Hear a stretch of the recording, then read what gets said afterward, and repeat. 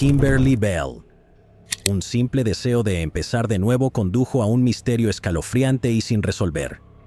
Cuando Kimberly Bell, de 51 años, desapareció de Franktown, Colorado, en el verano del 2019, nadie podría haber predicho los oscuros secretos que surgirían años después. Sin restos recuperados y con inquietantes evidencias encontradas, se arrestó a 2 sospechosos. Kimberly Bell nació y creció en California en el año 1968 y era conocida como una hija y hermana amorosa para su familia. Al llegar a sus 50 años, tomó la valiente decisión de dejar California y comenzar una nueva vida en Colorado. A la edad de 51 años, se mudó a Franktown, Colorado, con la esperanza de encontrar un nuevo comienzo lejos de las sombras de su pasado.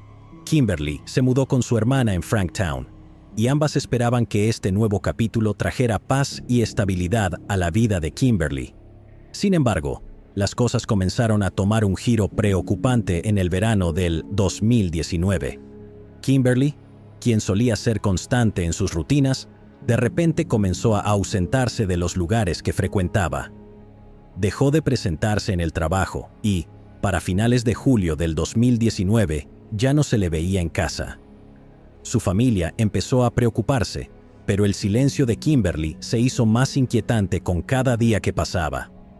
A medida que los días se convirtieron en semanas sin noticias de ella, su familia comenzó a temer lo peor.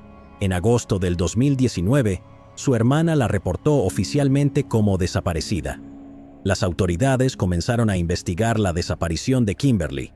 Entrevistaron a amigos y familiares y empezaron a unir la poca información disponible. El caso de Kimberly llamó la atención rápidamente, pero no surgieron pistas inmediatas que explicaran su desaparición repentina. Había muy pocas pistas que seguir, por lo que el caso se enfrió con el tiempo. La falta de evidencia tangible o sospechosos claros dificultaba que los detectives avanzaran. En 2021, la oficina del sheriff del condado de Douglas decidió transferir la investigación al equipo de casos sin resolver. Luego, el 15 de octubre del 2024, hicieron un sorprendente anuncio. 2 sospechosos habían sido arrestados en relación con el asesinato de Kimberly. Los arrestos fueron el resultado de una combinación de declaraciones de testigos y avanzadas técnicas de análisis forense digital que jugaron un papel crucial para vincular a los sospechosos con el crimen.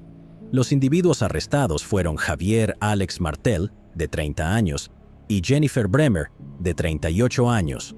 Martel y Bremer, quienes previamente no estaban relacionados con el caso, fueron detenidos después de que los investigadores reunieran evidencias que sugerían su implicación. El análisis forense digital, incluyendo registros telefónicos y otros datos electrónicos, proporcionó información clave que ayudó a conectar a los sospechosos con el crimen. Además, las declaraciones de testigos ofrecieron detalles críticos que corroboraron los hallazgos de los investigadores. El arresto de Martel y Bremer marcó un avance significativo en el caso, pero también generó más preguntas. ¿Qué los motivó a cometer el crimen? ¿Cuál era su relación con Kimberly? Aunque el arresto trajo algo de claridad, la investigación estaba lejos de concluir. Las autoridades continuaron profundizando en los antecedentes de los sospechosos y sus posibles vínculos con Kimberly, con la esperanza de descubrir toda la verdad detrás de su trágico destino. Los detectives del condado de Douglas reconstruyeron una escalofriante secuencia de eventos que detalla lo que creen que ocurrió el 22 de julio del 2019. Según la investigación, Martel y Bremer fueron vistos con Kimberly ese día. Estaban con ella en su vehículo rentado en un estacionamiento de transporte público en Denver. Fue allí, según los informes policiales, donde Martel le pidió a Bremer que tomara el volante. Mientras ella se movía al asiento del conductor, Martel, supuestamente, comenzó a estrangular a Kimberly en el asiento trasero, un violento ataque que continuó hasta acabar con su vida. Tras su fallecimiento, los 2 sospechosos realizaron varios movimientos escalofriantes en un intento de encubrir el crimen. Con el cuerpo de Kimberly en el asiento trasero, Bremer condujo bajo la dirección de Martel a varios lugares alrededor de Denver. Una de sus paradas incluyó una tienda Home Depot en Aurora, donde Martel ingresó para comprar varios artículos, entre ellos un hacha. Sus acciones fueron claramente premeditadas y calculadas cuidadosamente, utilizando cada parada para reunir materiales que ayudarían a ocultar las evidencias del asesinato. Luego, Bremer se detuvo en una gasolinera, nuevamente siguiendo las órdenes de Martel. Allí, usó la tarjeta de crédito de Kimberly para cargar combustible al vehículo, implicando aún más a ambos sospechosos en el crimen. Cada movimiento de ese día parecía meticulosamente planeado, utilizando los recursos de Kimberly para ejecutar su plan de escape. La transacción con la tarjeta de crédito no solo dejó un rastro digital para que los investigadores lo siguieran, sino que también demostró el desprecio de los sospechosos por la vida y dignidad de Kimberly, utilizando sus pertenencias incluso después de haberle quitado la vida. Con los suministros en mano y parte de sus huellas cubiertas, Martel y Bremer condujeron a un parque remoto, donde la magnitud completa de sus intenciones quedó clara. Según se alega, Martel utilizó el hacha que había comprado para desmembrar el cuerpo de Kimberly, un acto que añadió una capa aún más aterradora al crimen. Los restos desmembrados fueron colocados en bolsas de basura, que Martel y Bremer luego cargaron en el maletero del vehículo rentado de Kimberly. Tras esta macabra tarea, los sospechosos condujeron hacia lugares aún más aislados, con el objetivo de deshacerse de las partes del cuerpo en lugares donde era menos probable que fueran descubiertas. Hasta el día de hoy, los restos de Kimberly nunca han sido recuperados, dejando un vacío desgarrador para su familia y seres queridos, quienes anhelan un cierre. Aunque no se ha proporcionado una explicación clara, documentos judiciales han revelado pistas intrigantes en el historial de búsqueda de Internet de Kimberly, que los investigadores han relacionado con el caso. Entre estas búsquedas se encontraban frases como «quitar un sistema de rastreo de un Ford Focus» y «el teléfono envía ubicación si está apagado», lo que sugiere posibles intentos de Kimberly por proteger su privacidad o distanciarse de alguien antes de su trágica muerte. Martel, quien actualmente está detenido con una fianza de $10 millones, enfrenta cargos graves, incluyendo 2 por asesinato en primer grado. Bremer, por su parte, ha sido acusada de encubrimiento de un crimen y robo de identidad, ya que participó en la ocultación del delito y usó la tarjeta de crédito y el vehículo de Kimberly durante el crimen. A diferencia de Martel, Bremer ha sido liberada bajo fianza, pero continúa enfrentando importantes consecuencias legales por su implicación. Jenny Lee Johnson. Un día ordinario se convirtió en un misterio de décadas para la pequeña comunidad del condado de King and Queen, Virginia. Lo que comenzó como una visita de rutina a una amiga terminó en tragedia, cuando Jenny Lee Johnson fue vista por última vez el 22 de noviembre de 1991, y su cuerpo sin vida fue descubierto al día siguiente. La comunidad quedó impactada cuando, 33 años después, se realizó un arresto. Jenny Lee Johnson nació en 1945 como la adorada hija de su familia. Pasó la mayor parte de su vida en el condado de King and Queen, una zona rural conocida por su belleza escénica y su encanto de pueblo pequeño. En lo que parecía ser un día ordinario 22 de noviembre de 1991, Jenny decidió visitar a una amiga, probablemente esperando nada más que una tarde de conversación y compañía. Había pasado parte del día visitando a su amiga y, al salir de la casa, nada parecía fuera de lo normal. Cuando Jenny no llegó a casa esa noche, su familia y amigos comenzaron a preocuparse. Las horas pasaron sin noticias de ella, un silencio inusual que llenó de temor a sus seres queridos. Su familia contactó a vecinos y revisó lugares familiares, con la esperanza de que solo se hubiera retrasado. Sin embargo, a la mañana siguiente, la dolorosa realidad se hizo evidente. Algo terrible había sucedido. La búsqueda llegó a un trágico final ese mismo día, cuando el cuerpo sin vida de Jenny fue descubierto en un campo cercano a la carretera Newtown. Su presencia era impactante y silenciosa contra el paisaje. Desde el descubrimiento de su cuerpo, la Oficina de Investigaciones Criminales de Richmond, dependiente de la Policía Estatal de Virginia, se comprometió a resolver el caso de Jenny. Los investigadores examinaron minuciosamente las pruebas, reanalizando cada detalle de sus últimas horas para reconstruir lo que pudo haber ocurrido. Condujeron entrevistas, recopilaron declaraciones de testigos y siguieron pistas, decididos a descubrir la verdad sobre sus momentos finales y a identificar a los responsables. A pesar de años de investigación dedicada, los detalles sobre la muerte de Jenny permanecieron esquivos, desafiando incluso a los detectives más experimentados.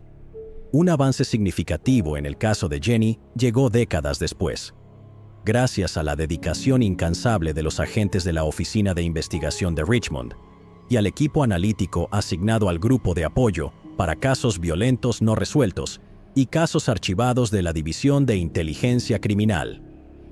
Tras años de callejones sin salida y respuestas inconclusas, estos profesionales comprometidos revisaron cada pieza de evidencia con una nueva perspectiva y técnicas avanzadas.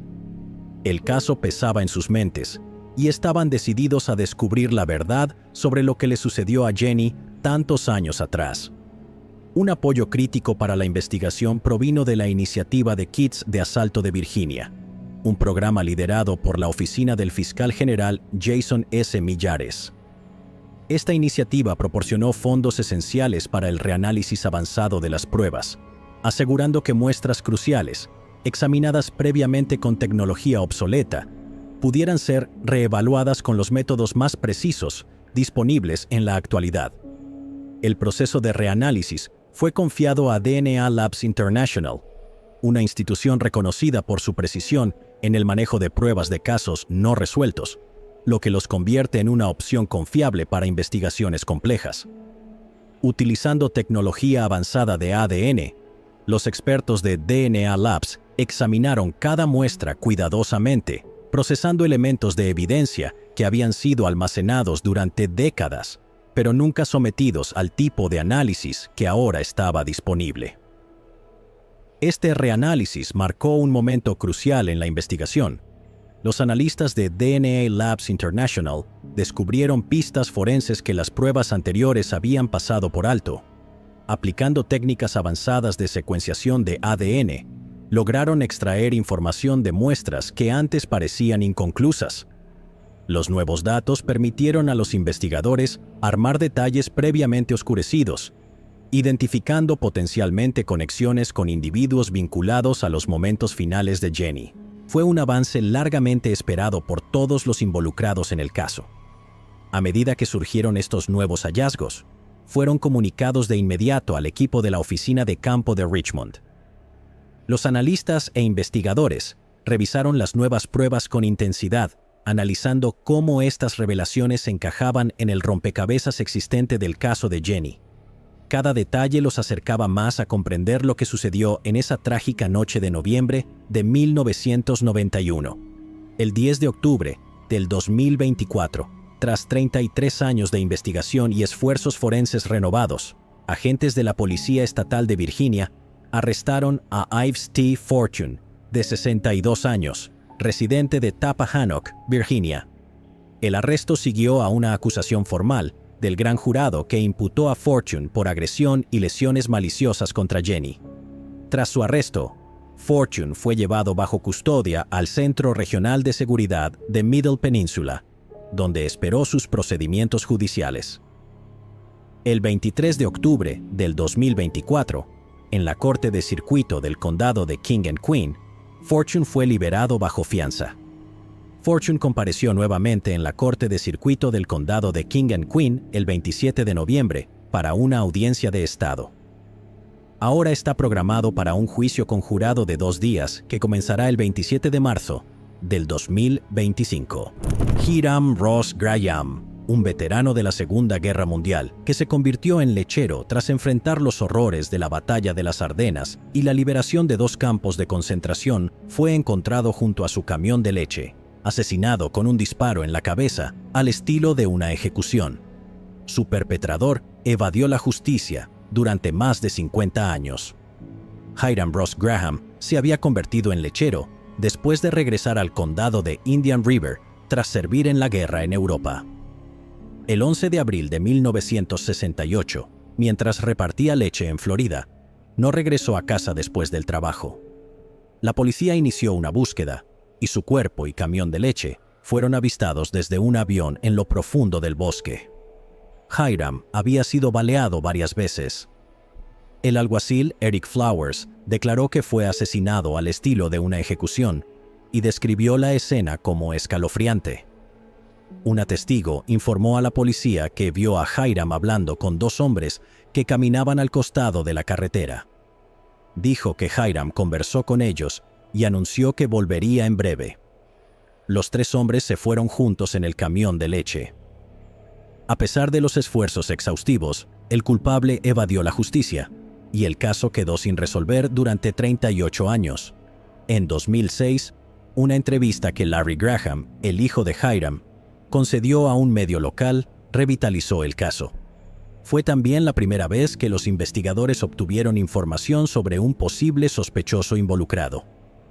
Thomas Williams le escribió una carta al editor del periódico tras ver la cobertura del caso, afirmando que había sido acusado del crimen, pero negó tener conocimiento o participación en él.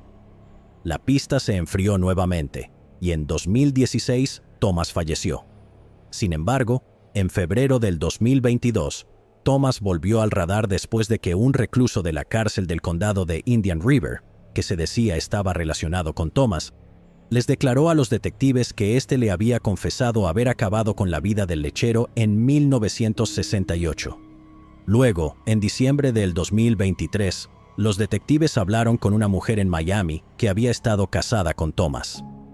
Esta mujer no conocía al otro miembro de la familia y nunca había hablado con él. Sin embargo, ella les contó a los detectives la misma confesión. En abril del 2024, el detective Flowers dijo: "Esto nos da, en última instancia, dos testigos independientes que afirman que este hombre les confesó el asesinato del lechero". Flowers señaló que ambos testigos solo estuvieron dispuestos a hablar porque Thomas Williams ya no estaba vivo. Los testigos lo consideraban una amenaza, pero ahora que había fallecido, encontraron el valor para presentarse. Larry Graham, hijo de Hiram, calificó el anuncio como agridulce, señalando que estaba muy satisfecho de que el caso pudiera cerrarse. Hiram fue recordado como un querido lechero y un veterano condecorado que recibió un corazón púrpura. ¡Dale, Williams! Una llamada de rutina para ayudar a un automovilista varado llevó a la misteriosa desaparición de un querido mecánico y padre de familia. El 27 de mayo de 1999, Dale Williams salió de su taller de reparación de autos en Nucla, Colorado, para ayudar a alguien en necesidad, pero nunca regresó. Días de búsqueda desesperada revelaron únicamente su camioneta abandonada en un río embarrado. Sin embargo, el arresto relacionado con el caso ocurriría más de 2 décadas después. Dale Dwayne Williams nació el 15 de julio de 1956 en la pequeña localidad Nucla, Colorado, donde pasaría toda su vida construyendo una familia, una carrera y una sólida reputación. Al llegar a la adultez, Dale se convirtió en un hábil técnico automotriz y emprendedor. Abrió Dale's Pro Body Shop, un taller de reparación de carrocerías que rápidamente se volvió un pilar en la comunidad. También diversificó sus actividades empresariales con otros negocios como Showtime Movie Rentals y realizó inversiones en varios edificios. La tarde del 27 de mayo de 1999, cuando Dale no llegó a casa para cenar, su esposa Diana, con quien llevaba 23 años de matrimonio, asumió que simplemente estaba ocupado. Acostumbrada a las largas horas que Dale dedicaba a su taller, Diana imaginó que probablemente estaba absorto en alguna reparación y no había notado la hora. Sin embargo, al llegar la noche, mientras se preparaba para ir a la cama, empezó a preocuparse. Dale siempre se aseguraba de llamar a casa si iba a llegar tarde, pero esa noche no se había comunicado. Intranquila, Diana llamó varias veces al teléfono del taller, pero no obtuvo respuesta. Intentó racionalizar el silencio pensando que tal vez Dale no había escuchado el teléfono por el ruido de las herramientas neumáticas o el equipo pesado. Al acercarse las 10 de la noche, Diana se acostó, tratando de ignorar la creciente sensación de inquietud. Al amanecer, sus peores temores se intensificaron al ver que Dale todavía no había regresado. Diana se ocupó rápidamente de preparar a sus hijos para la escuela, y en cuanto estuvieron en la escuela, condujo directamente al taller de Dale. Al llegar, buscó por todo el lugar, pero él no estaba. Entonces, fue a la casa de la madre de Dale, Ida, con la esperanza de que tal vez hubiera pasado por allí. Ida tampoco había tenido noticias de él y compartía la creciente preocupación de Diana. Juntas decidieron comenzar a buscar por el pueblo, deteniéndose primero en las chatarrerías cercanas, donde Dale podría haber ido a buscar piezas. Mientras recorrían los lugares familiares, comenzaron a aceptar la realidad. No era típico de Dale desaparecer sin avisar, especialmente a solo días de la graduación de secundaria de su hija. Decidieron contactar a las autoridades, quienes comenzaron a reconstruir sus actividades del 27 de mayo. La investigación comenzó con una breve visita a la oficina de la amiga de Dale, Tammy Lawrence, alrededor de las 12:15 de la tarde. Tammy recordó que Dale pasó por su oficina para informarle que no podría reparar el parabrisas de su camioneta hasta el miércoles siguiente. Esta visita le pareció inusual, ya que Dale fácilmente podría haber transmitido el mensaje por teléfono. Aún más extraño fue que parecía estar enfocado en su próximo cometido: ayudar a un automovilista varado. Tammy recordó que Dale mencionó que iba a asistir a alguien cuyo auto se había averiado, pero no podía quitarse una sensación de inquietud sobre ese encuentro. Se preguntaba si Dale también había sentido algo similar acerca del automovilista al que planeaba ayudar. Esa breve interacción fue la última vez que alguien lo vio. Después de salir de su oficina, Dale desapareció sin dejar rastro, y nadie más informó haber visto a Dale con vida nuevamente. Investigaciones adicionales revelaron que el amigo de Dale, el pastor Tom Ross, había estado con él poco antes de su visita a Tammy. Tom y su joven hijo habían pasado por el taller de Dale esa mañana para que reparara el parabrisas de la camioneta de la iglesia.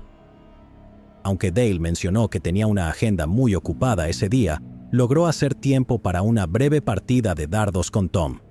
Durante el juego, sonó el teléfono del taller, interrumpiendo su conversación casual. Dale atendió la llamada, y Tom recordó que el interlocutor le dijo a Dale que estaba varado en un tramo remoto de carretera, aproximadamente 1 kilómetro al este de una pequeña tienda rural en Bedrock, Colorado. Según Tom, Dale se mostró concentrado y serio mientras hablaba con quien llamó, quien Tom creía que era una mujer. Aunque Dale ofreció llevar su grúa, la persona al teléfono lo rechazó, insistiendo en que el problema era menor. Posiblemente solo requería recargar la batería. Esto le pareció un poco extraño a Tom, considerando que el taller de Dale se especializaba en reparación de carrocerías, no en trabajos mecánicos. Sin embargo, Dale era conocido por su disposición a ayudar, por lo que no era inusual que respondiera a una solicitud de auxilio. Después de colgar, Dale le comentó a Tom que saldría pronto y se despidió de su amigo y su hijo en la puerta del taller. Según Tom, Dale parecía concentrado pero tranquilo al marcharse. Subió a su camioneta y se dirigió a ayudar al automovilista, sin saber que sería la última vez que alguien lo vería. Los investigadores marcaron este momento como crucial en su cronología, sospechando que la identidad de la misteriosa persona que llamó podría ser clave para entender lo que sucedió. Unos días después de que Diana colocara carteles de persona desaparecida para Dale en la oficina postal de la localidad, se alarmó al descubrir que habían desaparecido misteriosamente. Sin dejarse intimidar, volvió a colocar nuevos carteles, solo para que desaparecieran nuevamente en un lapso de 2 o 3 días. Preocupada por el patrón, Diana alertó a la policía, quienes decidieron instalar una cámara oculta dentro de la oficina postal para monitorear cualquier intento de retirar los carteles. En pocas semanas, la cámara capturó imágenes impactantes. Un hombre fue grabado arrancando los carteles. El individuo en el video era un antiguo amigo cercano de Dale y Diana. Cuando la policía interrogó al hombre, este negó tener algo que ver con la desaparición de Dale y proporcionó una coartada para el 27 de mayo, el día en que Dale desapareció. Las autoridades pudieron corroborar gran parte de su coartada, pero los motivos del hombre seguían siendo sospechosos. Aproximadamente un año antes de la desaparición de Dale, Diana y Dale habían ayudado a la exesposa de este hombre a mudarse fuera del estado sin informarle, lo que desató una gran ira por parte de él. La pareja mantuvo en secreto el paradero de la mujer, lo que solo incrementó la animosidad del hombre, particularmente hacia Dale. Diana creía que este resentimiento persistente podría haber sido un factor en su aparente hostilidad, incluyendo sus esfuerzos por retirar repetidamente los carteles de desaparecido. Un mes después de que la exesposa del hombre se mudara, Dale descubrió inquietantes señales de allanamiento y robo en su taller. Afuera, encontró fotografías destrozadas esparcidas por el suelo, fotos que habían sido robadas del interior de su negocio. Poco tiempo después, también descubrió que un revólver había sido robado de su taller. Aunque Diana se sintió inquieta y temió que esto pudiera estar relacionado con la ira de su antiguo amigo, Dale intentó tranquilizarla, asegurándole que las cosas se calmarían. La policía investigó al ex amigo en relación con los robos, pero el hombre negó cualquier participación y mantuvo su inocencia tanto en relación con el robo como con la desaparición de Dale. El misterio se profundizó más de un mes después, el 4 de julio de 1999, cuando una familia que disfrutaba de un día de natación en la confluencia de los ríos San Miguel y Dolores, en el cañón Unawip, Colorado, encontró la camioneta Ford F2 50 blanca modelo 1994 de Dale sumergida en el agua turbia. El departamento del sheriff del condado de Montrose respondió rápidamente, con la esperanza de que este descubrimiento pudiera ofrecer pistas o evidencias que ayudaran a resolver el caso. Sin embargo, al examinar la camioneta, no encontraron ningún otro rastro de Dale, ni pertenencias personales, ni indicios que revelaran dónde estaba o qué le había sucedido. Al revisar las fotos del vehículo recuperado, Diana quedó convencida de que alguien más lo había conducido por última vez. Notó que la ventana del lado del conductor estaba parcialmente bajada, un detalle inusual, ya que Dale tenía la costumbre de manejar con la ventana completamente abierta o cerrada, pero nunca a medias. Este pequeño y perturbador detalle convenció a Diana de que otra persona había estado tras el volante. Los investigadores ampliaron su búsqueda, desplegando equipos de buceo para rastrear las aguas cercanas al lugar donde se encontró la camioneta y examinando minas abandonadas en la zona. A pesar de los esfuerzos exhaustivos, no se encontró ni a Dale ni evidencia adicional.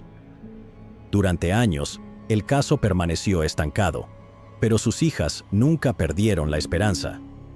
Utilizaron plataformas de redes sociales para atraer nuevamente la atención hacia su desaparición, y sus esfuerzos lograron un renovado interés por parte de las autoridades.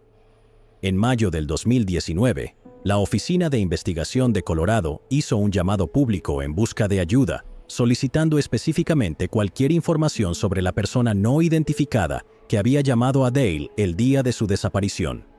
Esta atención renovada llevó a una nueva reapertura del caso. En septiembre del 2023 se lanzó una nueva investigación, marcando un cambio en el curso de las pesquisas. Un mes después, en octubre del 2023, la oficina del sheriff del condado de Montrose y la Oficina de Investigación de Colorado actuaron basándose en una pista y registraron una residencia en la localidad tras recibir información de que el cuerpo de Dale podía estar enterrado en la propiedad. Sin embargo, no se ha confirmado si se encontró algo significativo durante la búsqueda. El 17 de octubre del 2024, Dan Bishop, el antiguo amigo de Dale de 68 años, fue arrestado y acusado de asesinato en primer grado. Los investigadores creen que Bishop, en colaboración con su primo fallecido, Belden Barnes, y la novia de este último, también fallecida, planificaron y ejecutaron el asesinato de Dale. Las autoridades alegan que Debbie Lacey, la novia de Barnes, actuó como señuelo al llamar al taller de Dale el día de su desaparición para solicitar ayuda con un vehículo varado ubicado a unos 16 kilómetros al suroeste de la localidad. Esta revelación aportó nueva claridad al caso, confirmando las sospechas de que los agravios personales de Bishop desempeñaron un papel central en el trágico destino de Dale. Además, las investigaciones revelaron que Bishop supuestamente compensó a su primo Barnes con un Corvette de lujo a cambio de su ayuda en el asesinato. Bishop está detenido con una fianza de $1 millón mientras espera su juicio. Aún no se sabe con certeza si el cuerpo de Dale ha sido recuperado, ya que los investigadores no han divulgado información sobre su paradero. Esther Ann Granger. En 1978, durante un proyecto rutinario de remodelación en una casa de Batavia, Illinois, los trabajadores hicieron un descubrimiento impactante: un cráneo humano oculto detrás de una pared. Una joven que perdió la vida en 1866 y fue enterrada en Indiana, viajó más de 130 kilómetros hasta un suburbio de Chicago, solo para ser descubierta más de un siglo después. Los investigadores enfrentaron numerosos desafíos para desentrañar el misterio de sus restos y lograr un avance que reveló su identidad. El descubrimiento de su cráneo, olvidado tras capas de yeso y madera, no solo arrojó luz sobre un inquietante capítulo de la historia, sino que también ofreció un vistazo a la sombría práctica del saqueo de tumbas y a los avances en genealogía forense que terminaron cerrando este círculo. En 1978, durante un proyecto de remodelación rutinario en una casa de Batavia, Illinois, los trabajadores encontraron un cráneo humano oculto detrás de una pared. Este hallazgo inesperado despertó de inmediato curiosidad y preocupación en la comunidad local. Pronto, las autoridades se involucraron, ansiosas por descubrir la historia detrás de este macabro resto. La investigación inicial reveló que el cráneo era, en efecto, antiguo. Su estado sugería que había estado sepultado detrás de la pared durante muchos años. A medida que avanzaba el análisis forense, los investigadores pudieron estimar la antigüedad del cráneo, determinando que probablemente databa de más de un siglo atrás. Sin embargo, no pudieron identificar a quién pertenecía. Más de 40 años después, en 2021, durante una limpieza rutinaria en el Museo Depósito de Batavia, el personal redescubrió el cráneo olvidado dentro de una caja simple. Este hallazgo inesperado reavivó el interés en el misterioso artefacto, y el personal del museo contactó de inmediato a la policía. El cráneo fue trasladado a la oficina del forense del condado de Kane, donde se inició una nueva investigación, esta vez con el beneficio de la tecnología forense avanzada. Aprovechando las últimas técnicas de análisis de ADN, la oficina del forense contó con la colaboración de Othram para intentar una identificación formal que los investigadores anteriores no habían logrado. Los científicos de Othram examinaron cuidadosamente el cráneo y lograron extraer ADN utilizable a pesar de su antigüedad y de las condiciones prolongadas de almacenamiento.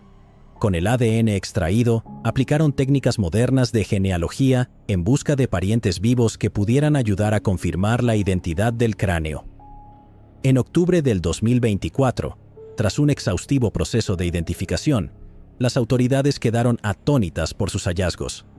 El cráneo pertenecía a Esther Ann Granger, una mujer que perdió la vida en Maryville, Indiana, en 1866.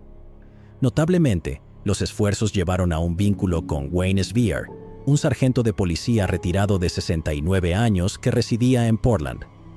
Wayne, descendiente de Esther, fue notificado de los hallazgos y se mostró sorprendido y conmovido al enterarse de la conexión.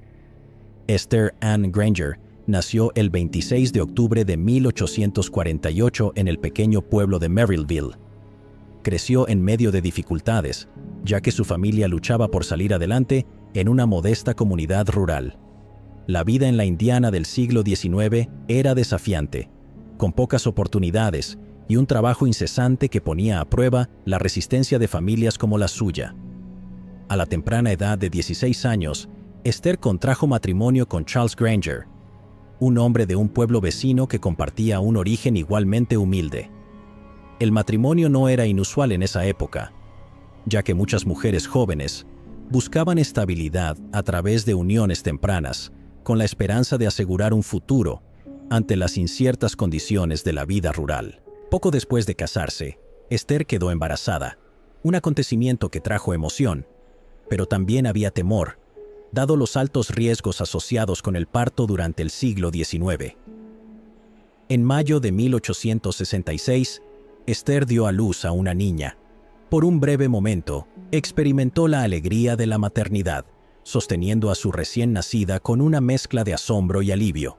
Sin embargo, esta felicidad pronto fue eclipsada por la tragedia. Debido a complicaciones surgidas durante el parto, la salud de Esther se deterioró rápidamente. En una época en la que incluso las complicaciones menores podían resultar fatales, su condición empeoró sin que existieran intervenciones médicas disponibles. Esa misma noche, tras el nacimiento de su hija, la vida de Esther comenzó a apagarse, dejando a su familia devastada. El fallecimiento de Esther fue un golpe devastador para su joven esposo, Charles, quien quedó sumido en el duelo por la pérdida de su esposa y enfrentando la nueva responsabilidad de cuidar solo a su recién nacida.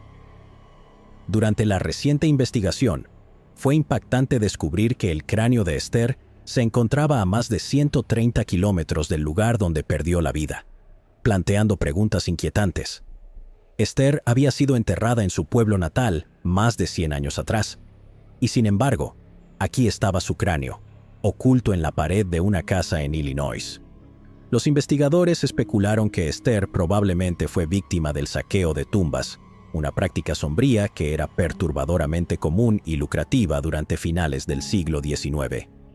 En esa época, la demanda de cadáveres humanos para estudios médicos era alta, y dado el acceso legal limitado a cuerpos, algunas personas recurrían al saqueo de tumbas como una fuente de ingresos rápidos. Estos ladrones podían ganar el equivalente a 3 o 4 meses de salario por un solo cuerpo, vendiéndolo a instituciones médicas para estudios anatómicos. Dadas las circunstancias alrededor del fallecimiento de Esther y la época en la que vivió, las autoridades supusieron que su cuerpo podría haber sido exhumado poco después de su entierro y transportado para satisfacer la demanda de las escuelas de medicina cercanas, incluyendo aquellas en el área de Chicago, no lejos de Batavia. La teoría sugiere que, en algún momento, partes de los restos de Esther, quizás su cráneo, llegaron a manos de alguien relacionado con la casa de Batavia. Si esta persona era un médico, un estudiante de medicina o simplemente alguien con acceso a especímenes anatómicos, parecía probable que inicialmente hubiera adquirido el cráneo de Esther con fines de estudio. Con el tiempo, sin embargo, las implicaciones legales y éticas de poseer un cráneo humano podrían haber llevado a esta persona a ocultarlo, temiendo las repercusiones si se descubría. Esconder el cráneo detrás de una pared habría sido una solución desesperada de último momento, una forma de ocultar pruebas sin arriesgarse a problemas legales. El caso representó un logro significativo para Outram, ya que los restos de Esther eran los más antiguos con los que habían trabajado, y ella se convirtió en una de las personas más antiguas identificadas a través de la genealogía genética forense. Una vez que se confirmó la identidad de Esther, las autoridades tomaron medidas para honrar su memoria y brindar algo de cierre a su familia. Se llevó a cabo una ceremonia privada en el cementerio West Batavia, donde sus restos fueron reinhumados.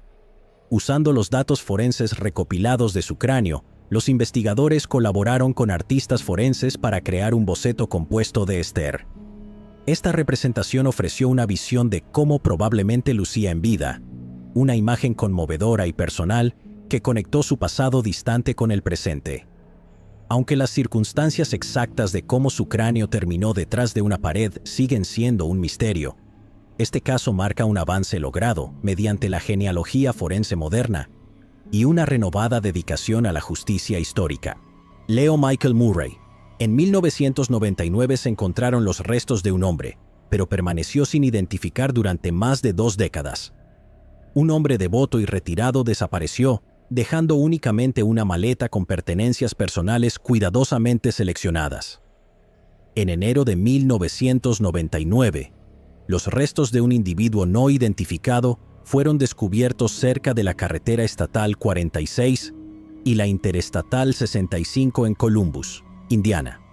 El Departamento de Policía de Columbus acudió al lugar y determinó que los restos pertenecían a un hombre adulto de raza blanca, con una altura aproximada de 1,82 m y un peso entre 91 y 122 kilogramos. Se creía que tenía entre 50 y 60 años. 2 revólveres fueron encontrados cerca del cuerpo, y los investigadores determinaron que había perdido la vida por una única herida de bala. No se encontraron indicios de un crimen. Con los años, los investigadores realizaron numerosos intentos para identificar al hombre, empleando diferentes métodos, como análisis de huellas dactilares, solicitudes de ayuda pública en comunicados de prensa, envío de boletines a las fuerzas de seguridad regionales e ingresando sus características en bases de datos nacionales. En 2013, el FBI desarrolló un boceto forense que mostraba cómo podría haber lucido el hombre en vida, el cual fue divulgado al público. Los detalles de la desaparición fueron ingresados en el Sistema Nacional de Personas Desaparecidas y No Identificadas, con la esperanza de encontrar coincidencias o nuevas pistas. Sin embargo, con el paso de los años, no surgió nueva información. En 2024, después de más de 2 décadas de incertidumbre, el Departamento de Policía de Columbus, en colaboración con OTRAM, por fin logró un avance en el caso. Utilizando tecnología forense de última generación, los investigadores pudieron hacer coincidir exitosamente una muestra de ADN proporcionada por un miembro de la familia con el perfil de ADN del hombre desconocido, identificándolo como Leo Michael Murray. La clave para resolver el misterio llegó cuando el sobrino de Leo se presentó y proporcionó una muestra de ADN. La familia, que había temido lo peor durante mucho tiempo, obtuvo la confirmación que tanto buscaban. El sobrino había visto el boceto compuesto del FBI basado en las pruebas disponibles y, al observarlo, pudo identificar a su tío Leo. Este hombre, un nativo de Ohio de 61 años, llevó una vida aparentemente sencilla, pero intrigante, convirtiéndose en el centro de una investigación que se extendió por más de 2 décadas. Leo nació en 1938 en Ohio. Nunca se casó ni tuvo hijos, optando por una vida de disciplina personal y servicio. Fue un devoto católico que trabajó durante muchos años en Bell & Howell, una compañía que proporcionaba soluciones de automatización para diversas industrias, como el comercio minorista, la producción, el correo y el sector industrial. Su carrera en Bell & Howell lo llevó por todo el mundo, permitiéndole experimentar diferentes culturas y entornos. Antes de su trabajo en el ámbito corporativo, Leo sirvió en el ejército como policía militar, una experiencia que moldeó su sentido del deber y la responsabilidad. Al entrar en sus 60 años, Leo parecía estar disfrutando de un periodo más tranquilo, dedicando su tiempo a su fe y a su familia. Mantenía relaciones cercanas, especialmente con su sobrina, quien era una de las pocas personas con las que mantenía contacto regular. A menudo hablaban por teléfono, y él confiaba en ella para que cuidara de sus pertenencias personales, sabiendo que ella lo ayudaría a gestionar sus asuntos cuando fuera necesario. Uno de los eventos más notables en la vida de Leo ocurrió poco antes de su desaparición. Confió en su sobrina, contándole que planeaba hacer un viaje a Florida. Le dio su computadora, diciéndole que la usara para mantenerse en contacto con él mientras estuviera fuera. Este gesto parecía significar que tenía la intención de estar fuera por un tiempo, quizás incluso de manera indefinida. Pero nadie podría haber previsto que su viaje daría lugar a una serie de eventos que cambiarían su vida por completo. Leo dejó su casa con la intención de visitar a su familia y disfrutar del cálido clima. Sin embargo, poco después de su partida, las cosas tomaron un giro oscuro. La comunicación de Leo cesó y nadie pareció saber de él después de eso. Su sobrina, preocupada por su repentino silencio, se comunicó con amigos y familiares en Florida, pero nadie pudo confirmar su paradero ni proporcionar información sobre su plan. A medida que los días se convirtieron en semanas sin noticias de Leo, las preocupaciones crecieron. Lo que se suponía que sería una escapatoria simple, se convirtió en algo mucho más inquietante. Después de la desaparición de Leo, se descubrió una maleta que proporcionó más pistas desconcertantes sobre su destino. Dentro de la maleta, las autoridades encontraron varios objetos que parecían contar una historia de finalización. Entre los contenidos, había un anillo de diamantes para el dedo meñique, un reloj de diamantes, las chapas de identificación de su servicio militar, cartas y varios recuerdos, objetos que alguna vez tuvieron un valor sentimental para Leo. Para su familia, estos artículos parecían indicar que Leo se estaba despidiendo, como si hubiera sabido que algo iba a suceder. Lo que más destacaba era el hecho de que había elegido cuidadosamente no dejar nada en la maleta que pudiera llevar a alguien directamente hacia él. Era como si quisiera ser olvidado o, quizás, borrado intencionalmente de las vidas de aquellos que lo amaban. La familia, profundamente afectada por el descubrimiento, comenzó a reconsiderar su comprensión de la desaparición de Leo. Siempre lo habían visto como un hombre de rutina y simplicidad, alguien que nunca cortaría sus lazos de manera abrupta, pero el contenido de la maleta sugería lo contrario. Tal vez Leo sabía que su tiempo estaba por terminar o que se adentraba en una situación desconocida y peligrosa. La ausencia de una explicación clara en la maleta solo sumó al dolor y la confusión de la familia, dejándolos con la inquietante sensación de que Leo había planeado cuidadosamente su partida. La pregunta seguía siendo, ¿por qué habría elegido desaparecer sin dejar rastro? ¿Y por qué había dejado atrás estos artefactos simbólicos que parecían señalar un adiós? Para aumentar el misterio, estaba el hecho de que el vehículo de Leo nunca fue encontrado. Su familia no tenía idea de dónde podría haber ido y las autoridades tenían poca información. Aunque la policía de Columbus tenía el número de identificación del vehículo, VIN, no pudieron localizar el auto ni determinar si había sido vendido, abandonado o robado. La ausencia del vehículo solo profundizó la sensación de que la desaparición de Leo no había sido un accidente.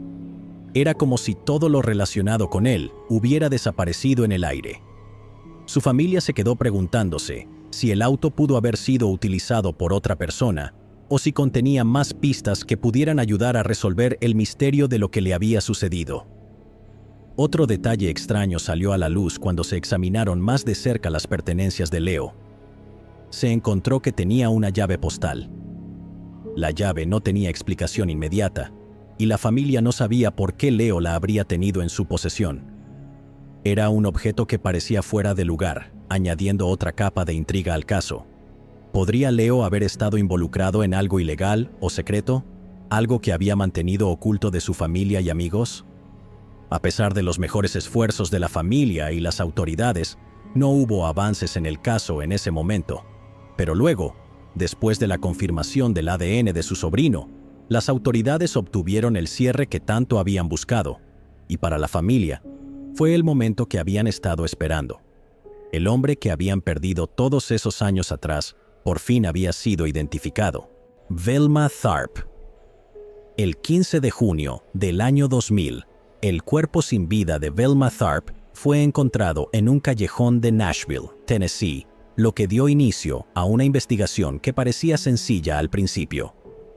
Paul Shane Garrett, un conductor de grúa sin antecedentes penales, fue rápidamente arrestado y coaccionado para que confesara, a pesar de su insistencia en su inocencia. Condenado por el horrible crimen, Garrett pasó años tras las rejas mientras la verdad permanecía oculta. Pero años después, cuando surgieron nuevas pruebas y el caso fue reexaminado, surgieron preguntas que sugerían que la verdadera historia podía ser mucho más diferente y desconcertante de lo que cualquiera había imaginado. Esto dejó a muchos preguntándose qué realmente había sucedido esa noche y si un hombre inocente pudo haber sido encarcelado injustamente. La mañana del 15 de junio del 2000, se hizo un espantoso descubrimiento en un tranquilo callejón detrás del 1209 de Mechary Boulevard, en el norte de Nashville. Un transeúnte tropezó con el cuerpo sin vida de una mujer, que luego fue identificada como Velma Tharp, de 30 años, una prostituta conocida en la comunidad local. Velma fue encontrada parcialmente vestida, con el cuerpo colocado de una manera que sugería una lucha violenta. Un patólogo forense determinó que había fallecido debido a un trauma contundente en la cabeza y el cuello, probablemente por estrangulamiento. A pesar de no haber signos inmediatos de agresión sexual, los investigadores tomaron una muestra de agresión y pruebas forenses de su cuerpo. Al principio, los detectives especularon que el asesinato de Velma estaba relacionado con una serie de asesinatos sin resolver que habían tenido como objetivo a prostitutas en la zona, aunque no se pudo hacer una conexión definitiva en ese momento. La investigación pareció estancarse hasta más de un año después, cuando la atención se centró en Paul Shane Garrett, un operador de grúa de 27 años. Garrett ya había estado bajo el radar por una acusación no relacionada. Una prostituta que se estaba quedando frente a su casa se presentó con acusaciones de que Garrett la había agredido en su camión un año antes. La mujer, que luchaba contra el abuso de sustancias y enfrentaba problemas legales, reportó el asalto mientras estaba arrestada durante una búsqueda de rutina. Aunque sus acusaciones eran inestables debido a su historial, fueron suficientes para llamar la atención de la policía. El 8 de agosto del 2001, Garrett dio su primera declaración al detective Roy Dunaway y a varios otros detectives. Garrett admitió haberse encontrado con prostitutas y dio una muestra de sangre, pero negó cualquier participación en el asesinato de Velma. El detective Dunaway le dijo falsamente que los testigos lo habían ubicado en la escena y Garrett, llamando mentiroso al detective, dejó la estación. El 12 de agosto, Garrett regresó a la estación, donde los detectives lo presionaron sobre su historial. Al mostrarle una foto de una mujer que lo había acusado de agresión, Garrett negó la acusación, explicando que ella era una prostituta del vecindario a la que él había denunciado por actividad relacionada con sustancias ilegales. Más tarde ese día, Garrett fue arrestado. La orden de arresto afirmaba que él se había implicado en el crimen, lo cual Garrett negó. Al día siguiente, los detectives siguieron desafiándolo, sugiriendo que su ADN podría vincularlo con el crimen. Garrett ofreció hacerse una prueba de polígrafo y negó haberle hecho daño a alguien. Se realizó una breve prueba de polígrafo que fue mal administrada y luego se demostró que no era confiable. Garrett continuó negando su participación, afirmando: "Si hubiera tomado la vida de alguien, creo que lo sabría". En una audiencia preliminar el 30 de agosto, el detective Dunaway testificó que Garrett había admitido haber estrangulado a Velma hasta que ella se contrajo, pero la entrevista grabada no mostró tales declaraciones. Informantes de la cárcel luego afirmaron que Garrett había confesado, pero su testimonio también se desmoronó. En marzo del 2002, Garrett fue acusado de agresión y asesinato brutal, pero las pruebas de ADN tomadas del kit de agresión más tarde lo excluyeron. En junio del 2003, después de años de acusaciones falsas y manipulaciones, Garrett se declaró culpable de homicidio involuntario. El cargo de agresión fue desestimado y fue sentenciado a 15 años de prisión. Parecía un caso cerrado, pero lo que parecía ser una evidencia clara, pronto se desmoronó y reveló discrepancias que pondrían en duda la culpabilidad de Garrett.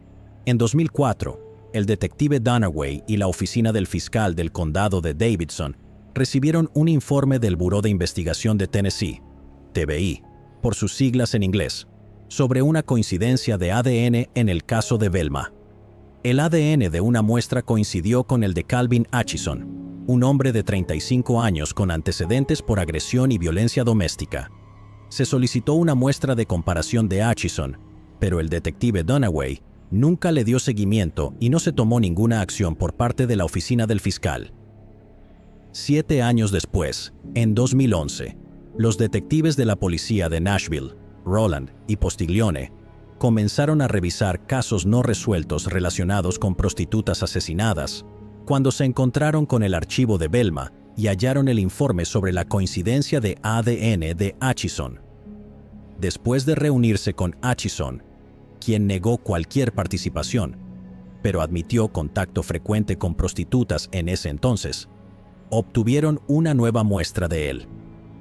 el ADN de Atchison coincidió nuevamente con el encontrado en Belma. Garrett, quien había sido condenado por el asesinato de Belma en 2004, había mantenido su inocencia todos esos años. Explicó que se declaró culpable después de ser coaccionado durante una prolongada estancia en la cárcel, sin poder pagar la fianza.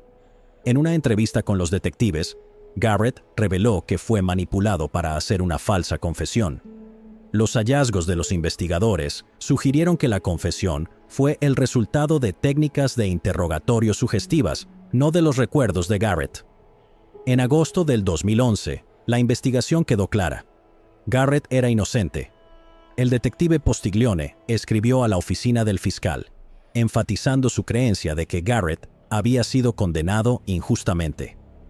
La fiscal adjunta Morante estuvo de acuerdo después de su revisión, afirmando que no había evidencia creíble que vinculara a Garrett con el caso y sugiriendo que su condena debía ser anulada. El 18 de diciembre del 2011, Garrett fue liberado de prisión. Para entonces, tanto el detective Dunaway como su compañero, el detective Bernard, habían estado involucrados en otras acusaciones de mala conducta. El detective Dunaway fue reasignado y el detective Bernard renunció en medio de acusaciones de mentir durante una investigación de asesinato. A pesar de la liberación de Garrett, la batalla legal continuó. En 2012, sus abogados presentaron una petición de exoneración, la cual fue inicialmente rechazada, pero la verdad comenzaba a ganar terreno. En 2020, la Unidad de Revisión de Condenas, CRU por sus siglas en inglés, dirigida por el fiscal del distrito Glenn Funk, comenzó a reexaminar el caso y, en 2021, Atchison fue acusado de ser el responsable de la muerte de Belma. En un giro importante, la condena de Garrett fue anulada en agosto del 2021, con el juez Dalton declarando que la confesión que llevó a su condena había sido desacreditada. Garrett, quien pasó más de una década tras las rejas por un crimen que no cometió, fue exonerado completamente. En enero del 2022, Garrett presentó una demanda federal por violación de derechos civiles y, en febrero del 2023, se resolvió por $1.2 millones. La liberación y exoneración de Garrett fueron celebradas como una victoria para la justicia, pero el impacto en su vida fue profundo. Él dijo: "No pude ver crecer a mis hijos. Todo cambió". La condena errónea de Garrett, basada en coacción y evidencia ignorada, le robó más de una década de su vida. Aunque su exoneración eventual y la indemnización proporcionaron algo de restitución, ninguna compensación puede devolver el tiempo perdido o las relaciones afectadas. Igualmente trágica es la historia de Velma Tharp, cuya vida fue arrebatada violentamente y cuya memoria fue opacada por fallos en la investigación. La justicia para ella llegó décadas después, con la acusación del verdadero sospechoso, Calvin Atchison. Pero su caso es un recordatorio de que el sistema de justicia siempre debe priorizar la verdad por encima de todo. Después de que Atchison fuera detenido y acusado de la muerte de Belma, su juicio estaba programado para comenzar el 7 de octubre del 2024. El 2 de octubre se anunció que el juicio se retrasaría, debido a que la oficina del fiscal del condado de Davidson había escuchado a los abogados defensores usando dispositivos de grabación colocados en su oficina. El 11 de diciembre, el fiscal del condado de Davidson se retiró del juicio y se presentó un certificado de nombramiento especial, designando a Robert Nash, fiscal del condado de Montgomery y Robertson, como el nuevo fiscal en el caso. Abigail Joyce Williams y Liberty Rose Lynn German. Dos jóvenes adolescentes fueron a hacer una caminata en el puente Monon High sobre Deer Creek en Delphi, Indiana, el 13 de febrero del 2017. Una de las chicas publicó una foto de la otra caminando sobre el puente, después de lo cual no se volvió a saber nada de ellas. El caso recibió amplia cobertura mediática debido a que el perpetrador fue grabado en uno de los teléfonos móviles de las chicas, pero solo sería identificado años después. El 13 de febrero del 2017, alrededor de la 1:35 de la tarde, Abigail Joyce Williams, de 13 años, también conocida como Abby, y Liberty Rose Lynn German, de 14 años, también conocida como Libby, fueron dejadas por la hermana mayor de Libby, Kelsey German, en la carretera 300 Norte. Las chicas estaban caminando por el puente Monon High sobre el arroyo Deer Creek, en un área boscosa del remoto municipio de Deer Creek. A las 2:07 de la tarde, Libby publicó una foto de Abby caminando por el puente. Esa fue la última comunicación conocida de las dos chicas. Fueron reportadas como desaparecidas a las 5:30 de la tarde, después de que no se presentaran para encontrarse con el padre de Libby a las 3:15 de la tarde. Las familias buscaron inicialmente a las chicas por su cuenta antes de llamar a la policía.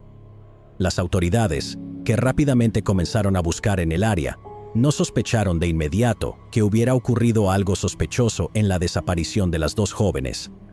Sin embargo, al día siguiente, los cuerpos de Abby y Libby fueron encontrados alrededor del mediodía, a aproximadamente 800 metros al este del puente abandonado Monon High. Sus cuerpos fueron hallados en la ribera norte del arroyo Deer Creek. Con el hallazgo de los cuerpos, la policía inició una investigación para determinar qué les había sucedido. Inicialmente, no se dieron a conocer detalles sobre cómo terminaron las vidas de las chicas. Para el 15 de febrero, la Policía Estatal de Indiana comenzó a circular una imagen de un individuo que supuestamente fue visto en el sendero del puente Monon High, cerca de donde las dos amigas fueron asesinadas. La fotografía, de baja calidad, parece capturar a un hombre caucásico con las manos en los bolsillos y la cabeza inclinada hacia abajo, caminando sobre el puente ferroviario en dirección a las chicas. Unos días después, la persona en la fotografía, apodada el Hombre del Puente, fue identificada como el principal sospechoso del doble homicidio. El 22 de febrero, las autoridades publicaron una grabación de audio en la que se escucha la voz del sospechoso, aunque de manera distorsionada, diciendo «bajen la colina». Tanto el audio como las imágenes provinieron del teléfono móvil de Libby, quien fue considerada una heroína por haber tenido la agilidad mental y la fortaleza para grabar el intercambio de manera secreta. La policía indicó que se habían asegurado pruebas adicionales del teléfono, pero no las divulgaron para no comprometer futuros juicios. Para ese momento, la recompensa ofrecida en el caso se había establecido en $41,000. El 17 de julio, la policía distribuyó un retrato compuesto de la posible persona responsable de los crímenes. El retrato aparentemente fue creado a partir de testimonios de un excursionista que estaba en los senderos históricos de Delphi el día en que las muchachas desaparecieron. Casi 2 años después, el 22 de abril del 2019, la Policía Estatal de Indiana anunció una nueva dirección en el caso y publicó un nuevo retrato del sospechoso.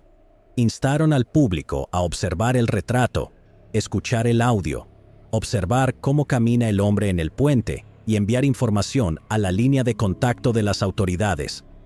Los investigadores declararon que tenían razones para creer que el sospechoso podía estar ocultándose a plena vista y que casi con certeza conocía el área de Delphi por vivir allí, trabajar allí o por otras razones. Además, se hizo un llamado adicional para identificar al conductor de un vehículo abandonado cerca de la vía Heartland en Delphi, en la antigua oficina de servicios infantiles, entre el mediodía y las 5 de la tarde el día de los homicidios. Los investigadores no tuvieron éxito en identificar al perpetrador y el caso se enfrió. Más de 3 años después, en septiembre del 2022, los investigadores revisaron una pista mal archivada después de que un voluntario encargado de archivar descubriera el error. Richard Allen se había reportado a sí mismo 3 días después de los asesinatos por estar en los senderos el día de los homicidios y afirmó haber visto a Abby y Libby. El 26 de octubre del 2022, Allen fue detenido y se presentó en el tribunal 2 días después, el 28 de octubre. El 31 de octubre, la Policía Estatal de Indiana anunció que Allen había sido acusado de 2 cargos de homicidio en el caso. Allen se declaró no culpable. Su juicio, originalmente programado para comenzar el 20 de marzo del 2023, fue pospuesto para permitir que el equipo de defensa revisara el material descubierto.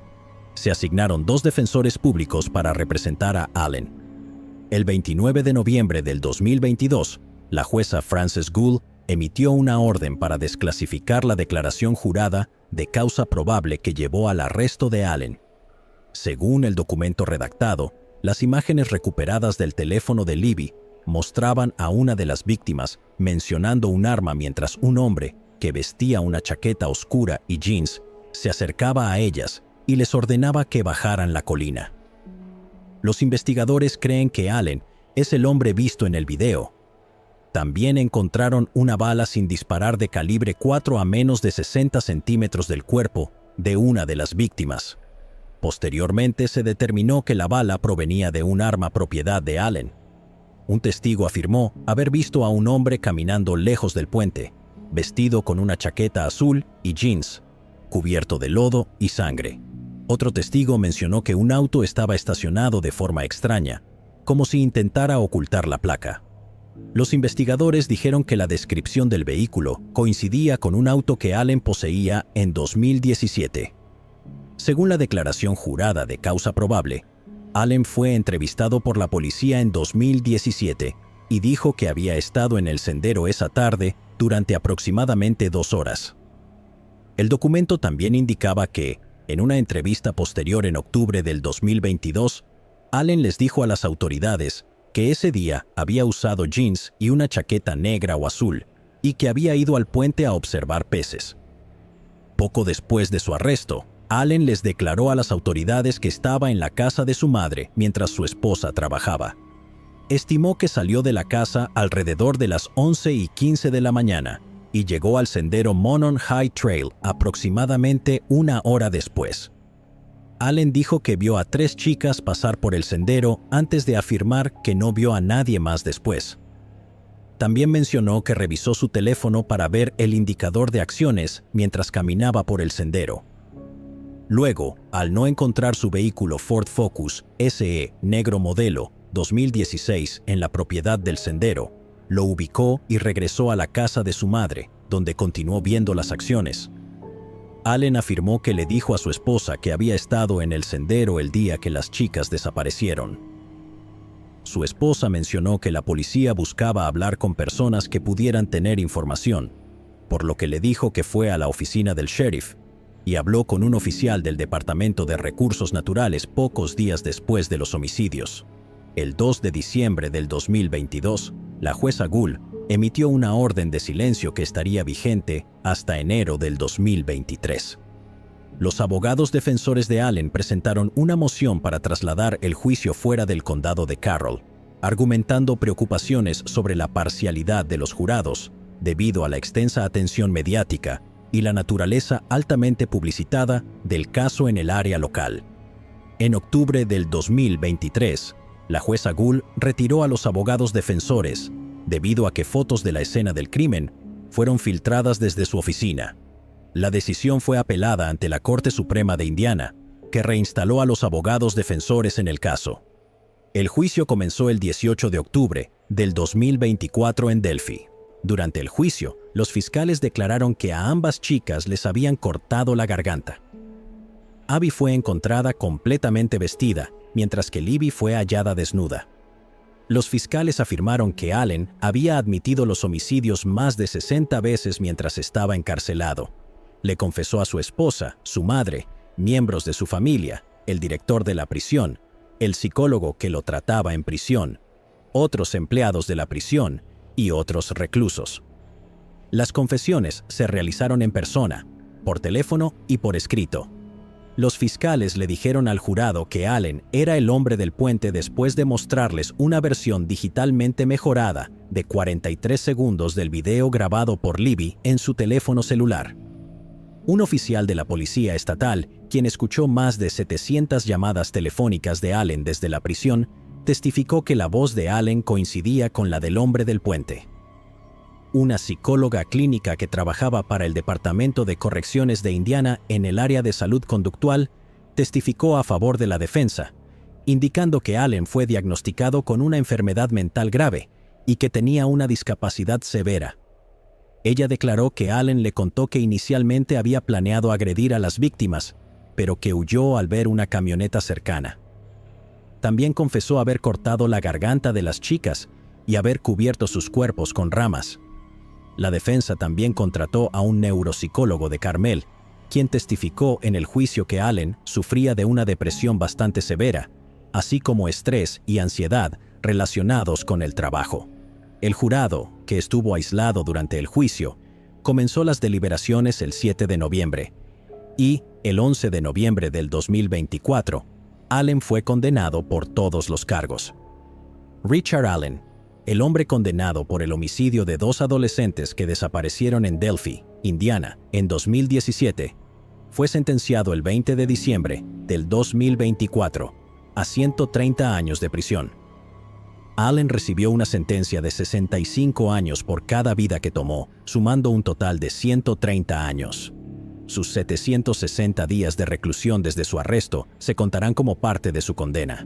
Dana Ireland. En 1991, una joven fue secuestrada y agredida en la zona de Kapoho, Hawái. Fue encontrada la víspera de Navidad y falleció en el hospital al día siguiente.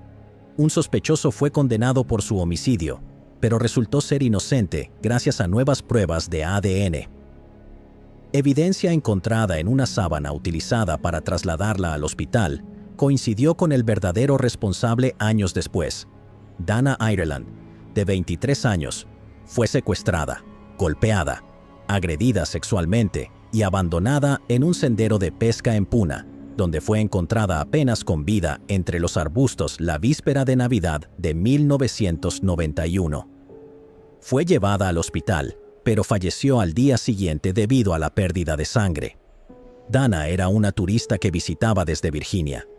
La policía indicó que se encontró ADN en su cuerpo y en una sábana usada para trasladarla al hospital, pero debido a la falta de tecnología forense en ese momento, no se pudo identificar al responsable y el caso quedó sin resolver. Más de 3 décadas después, en enero del 2023, un hombre condenado por su homicidio en 2020, Albert Ian Schweitzer, fue liberado después de que sus abogados presentaran nuevas pruebas y argumentaran que no cometió los crímenes. Ian era uno de 3 hombres que pasaron tiempo en prisión por el homicidio de Dana, pero siempre mantuvo su inocencia. Fue sentenciado a 130 años de prisión y cumplió 23 antes de que un juez ordenara su liberación. Los abogados del Proyecto Inocencia, que tomaron su caso, argumentaron que su ADN no coincidía con el encontrado en una camiseta hallada cerca de Dana. La camiseta no pertenecía a Dana, pero estaba empapada con su sangre y contenía ADN de un hombre desconocido. El ADN tomado de la escena del crimen de Dana en ese momento no coincidió con ninguna base de datos y se identificó como el hombre desconocido número 1. Además de Ian, Frank Paulin Jr. fue sentenciado a 3 cadenas perpetuas por el homicidio de Dana, pero perdió la vida en prisión tras ser asesinado por un recluso en una cárcel de Nuevo México en 2015. El hermano de Ian, Sean, quien también fue sospechoso en el caso, llegó a un acuerdo de culpabilidad y cumplió 1 año de prisión junto con 5 años de libertad condicional. El impulso por descubrir al verdadero responsable cobró nueva fuerza tras la liberación de Ian en enero del 2023. El ADN encontrado en su cuerpo y en la sábana utilizada para trasladarla al hospital fue sometido a pruebas nuevamente y se encontró una coincidencia con Albert Lauro Jr., de 57 años. Lauro fue interrogado por la policía el 19 de julio del 2024, pero no había causa probable para arrestarlo bajo sospecha de homicidio. En ese momento, los cargos relacionados con agresión ya habían prescrito debido al Estatuto de Limitaciones, quedando únicamente el cargo por homicidio. El jefe de policía de Hawái, Benjamin Moskowitz, declaró: "En ese entonces sentimos y seguimos sintiendo que la presencia del ADN de Lauro en la escena del crimen, por sí sola, no era suficiente evidencia para probar que Lauro causó intencionalmente o a sabiendas su fallecimiento". Agregó que, si hubieran arrestado a Lauro sin causa probable, cualquier otra evidencia o avance, en el caso que se obtuviera después, podría haber sido impugnado como inadmisible. La policía esperaba obtener más pruebas necesarias en el caso contra Lauro. Los investigadores obtuvieron acceso a su teléfono celular. Los intentos de contactar a los familiares de Lauro no tuvieron éxito de inmediato. En los últimos meses, las autoridades se centraron en Lauro y obtuvieron una muestra de ADN de un tenedor desechado que utilizó en un lugar público después de observarlo almorzar. Lauro se quitó la vida durante la penúltima semana de julio del 2024, después de que la policía fuera a su casa para comparar la muestra contra un hisopo tomado de él en persona. Si dejó una nota u otra cosa está bajo investigación, pero no había nada evidente en la escena. El jefe Moscovitz declaró: «Esperamos que haya información que nos ayude a entender por qué tomó esa decisión». Teresa Marcoux y Mark Harnish. Dos jóvenes vidas se vieron trágicamente interrumpidas por un horrible acto de violencia en Massachusetts. El responsable permaneció desconocido durante casi 46 años, hasta que una persona no identificada proporcionó a los investigadores un nombre e información. Mark Harnish, de 20 años, y Teresa Marcoux, de 18, fueron vistos por última vez saliendo de una fiesta organizada por amigos el 17 de noviembre de 1978. Teresa trabajaba como asesora de ventas en una ferretería y Mark trabajaba en un taller de reparación de automóviles. 2 días después, sus cuerpos fueron encontrados cerca de una carretera en West Springfield, Massachusetts. Un oficial en patrulla vio la camioneta verde de Mark estacionada en la Ruta 5 y la calle Riverdale, en un área de descanso. La ventana del lado del conductor estaba dañada y había sangre dentro y alrededor del vehículo. El oficial encontró los restos de las 2 víctimas al otro lado de una barrera de protección, no muy lejos de la camioneta. Los investigadores concluyeron que les dispararon a las víctimas mientras estaban en el compartimiento de pasajeros del vehículo y que sus cuerpos fueron trasladados al área donde luego se descubrieron. Una autopsia determinó que Teresa y Mark sufrieron múltiples heridas de bala que les quitaron la vida. Un informe de balística mostró que todos los disparos fueron realizados con la misma arma. El motivo de por qué fueron asesinados sigue sin estar claro. Teresa fue descrita como alguien que amaba reír y siempre tenía una sonrisa en el rostro. Mark era conocido como un joven tranquilo y educado. Según el fiscal del distrito del condado de Hampton, Anthony Galloney, un testigo que vivía cerca, informó haber escuchado múltiples disparos alrededor de las 4 de la madrugada. La policía nunca encontró el arma. Los investigadores de la época encontraron una huella digital en la ventana de ventilación del lado del pasajero de la camioneta, que no pertenecía ni a Teresa ni a Mark. La evidencia se ingresó en el sistema automatizado de identificación de huellas dactilares de Massachusetts y también se comparó manualmente con aproximadamente 70,000 huellas conocidas. No se encontró coincidencia y la huella permaneció sin identificar, lo que hizo que el caso quedara sin resolver. 46 años después, en octubre del 2024, surgió un avance en el caso cuando la oficina del fiscal del distrito del condado de Hampton recibió una llamada identificando a Timothy Jolie, de 71 años, como una posible persona de interés. Los investigadores descubrieron que Jolie, quien reside en Clearwater, Florida, vivió en Springfield, Massachusetts, alrededor de la época de los homicidios. Los investigadores obtuvieron una tarjeta de identificación de huellas dactilares de Jolie del Departamento de Policía de Springfield, registrada en el año 2000, para obtener una licencia de taxi. Un análisis comparativo verificó que la huella de Jolie coincidía con la encontrada en la escena del crimen en 1978. Además, se supo que Jolie era propietario de un arma con licencia en noviembre de 1978 y que compró un revólver Colt aproximadamente un mes antes del tiroteo. El Tribunal de Distrito de Springfield emitió una orden de arresto y 2 cargos por homicidio el 29 de octubre del 2024. Las autoridades arrestaron a Jolie en su casa en Clearwater el 30 de octubre.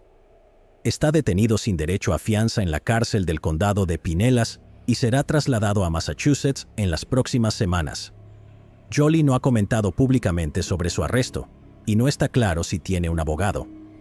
No tiene un historial delictivo significativo y los investigadores desconocen cualquier motivo o conexión entre el sospechoso y las víctimas. El abogado Galunet se dirigió a los familiares de Teresa y Mark presentes en la conferencia de prensa el 13 de noviembre y dijo: «Admiro y respeto su paciencia, su determinación y la fe que sé que han mantenido durante todos estos años. Les agradezco por estar aquí hoy. Aunque hoy hemos superado una colina y podemos ver la justicia en la distancia, quedan muchas más batallas cuesta arriba por delante. Ambos padres de las víctimas ya han fallecido». El 2 de diciembre, Jolie compareció en un tribunal de Springfield. Se declaró inocente y fue retenido sin derecho a fianza. Después de la audiencia, un fiscal dijo que el caso podría tardar más de 3 años en llegar a juicio. Se programó una audiencia previa al juicio para el 2 de enero del 2025. Esther González.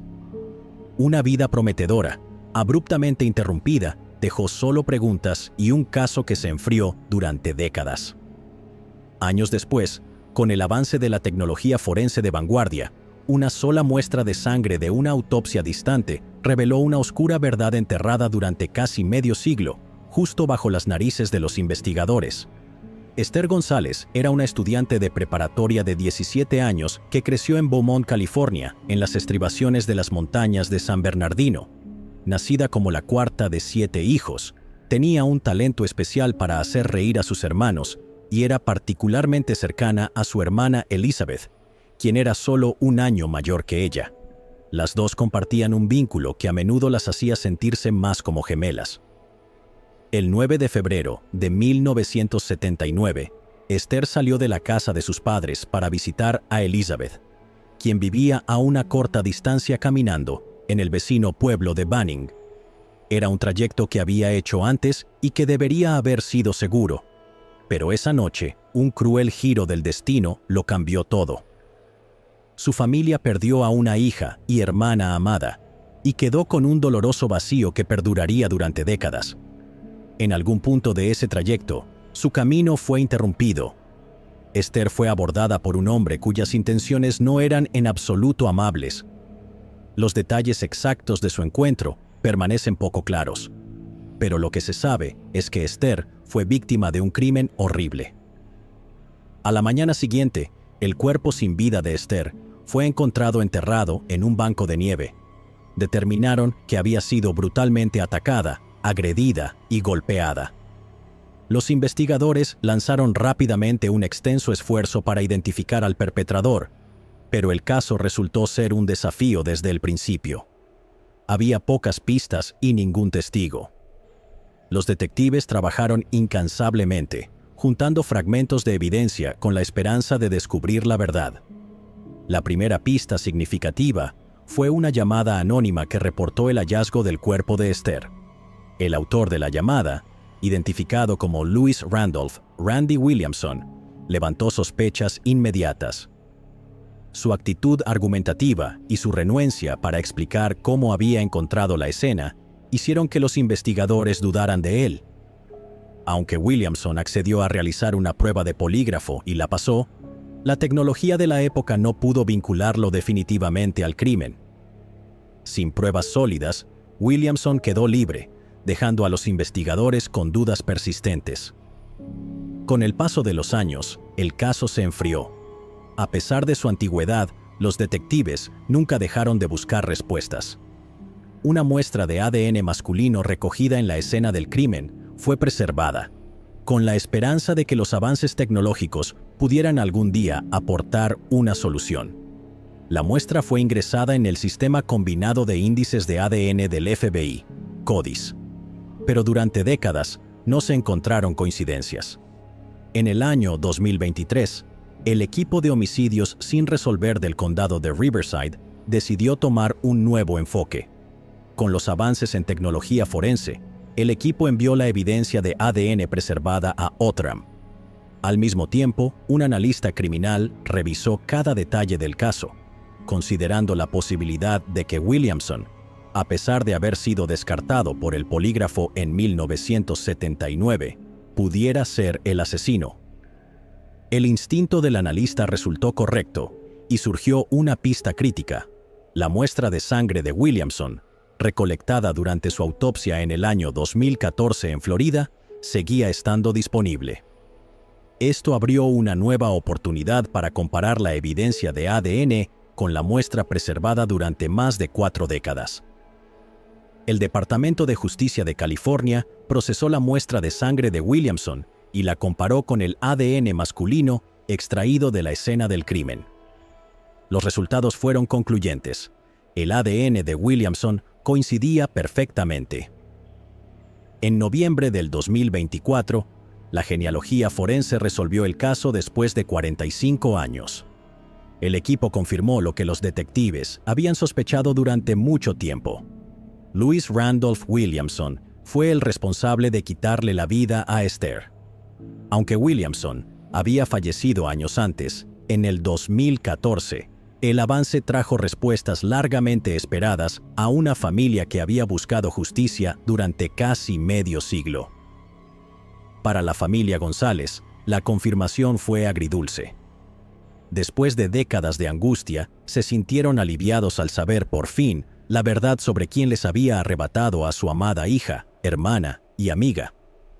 Jason Corey, el investigador principal de la oficina del sheriff del condado de Riverside, dijo: «No puedo imaginar lo que ha sido para ellos. Toda esa familia ha estado devastada durante años. Esto es algo que enfrentaron día tras día. No creo que sea algo que se haya vuelto más fácil para ellos con el tiempo. No sé si se puede decir que están felices de que esto se haya resuelto, porque sigue siendo una tragedia terrible, pero espero que esto les pueda dar algo de cierre».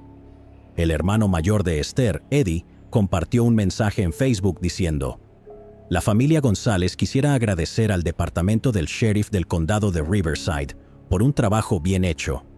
Después de 40 años, la familia González tiene cierre». Mary Kay Hees. En un tranquilo pueblo de Nebraska, la vida de una joven fue violentamente interrumpida hace más de 5 décadas. Durante años, el caso pareció destinado a permanecer sin resolver, una de esas historias que se mantienen en el fondo, esperando siempre un cierre. Sin embargo, décadas después, una investigación renovada está revelando verdades escalofriantes, mientras la nueva tecnología y los antiguos secretos traen el pasado al presente. Mary Kay Hees era una brillante estudiante de secundaria de 17 años, originaria de Wahoo, Nebraska.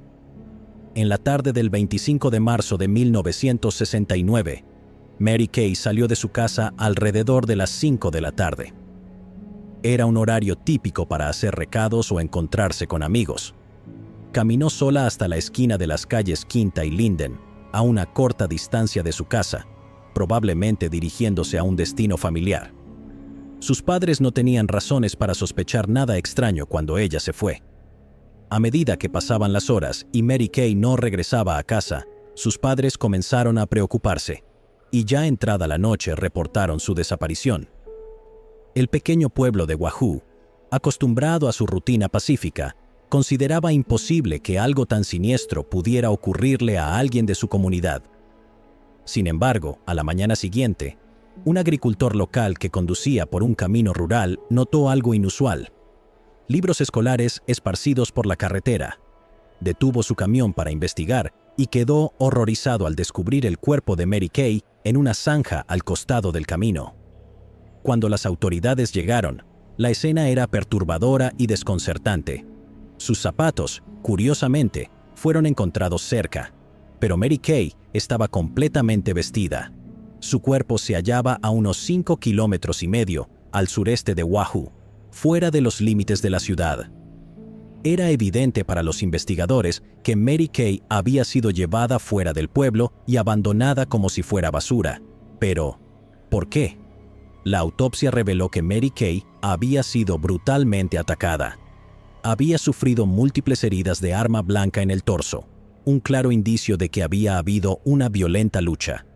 El arma nunca fue recuperada, dejando a las autoridades con una sensación de impotencia. Nadie sabía quién podía haber cometido un crimen tan salvaje. No había pistas obvias, señales de agresión sexual ni un motivo claro.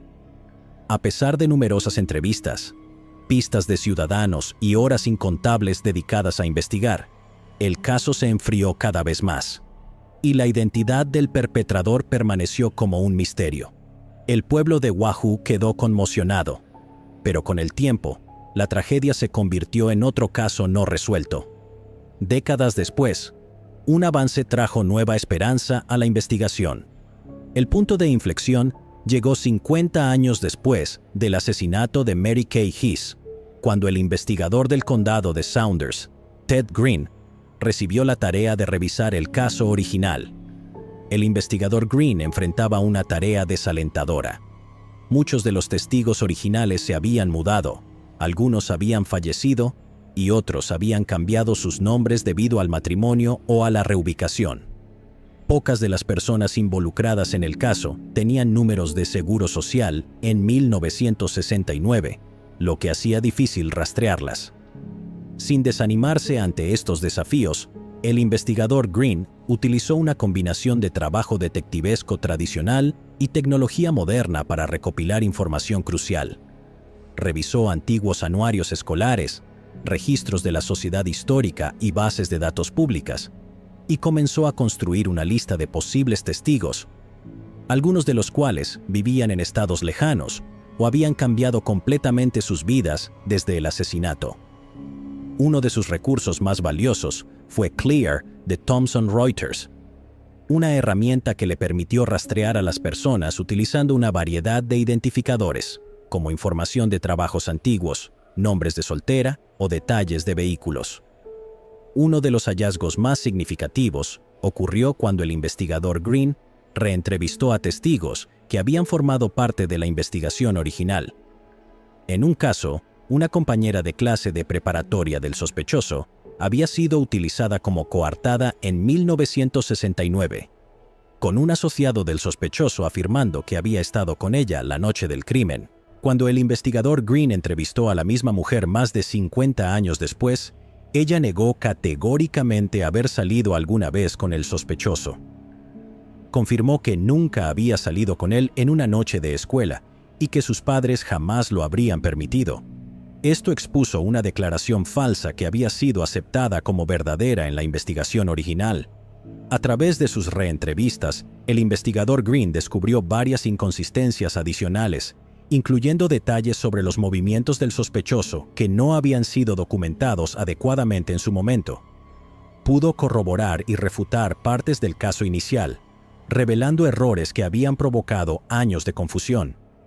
El aspecto más crítico de la investigación giraba en torno al sospechoso, Joseph Ambrose, de 77 años, quien había estado vinculado al crimen desde sus inicios y tenía 22 años en ese momento. Ambrose había sido entrevistado múltiples veces en el pasado, incluyendo en 1969 y nuevamente en 1999, pero después de mudarse repetidamente por el país y vivir bajo varios alias, los investigadores tuvieron problemas para localizarlo en años recientes.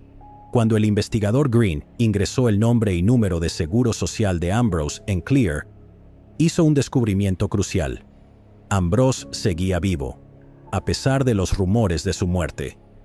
La herramienta mostró que Ambrose se había mudado más de 2 docenas de veces desde la investigación original y que se había casado varias veces.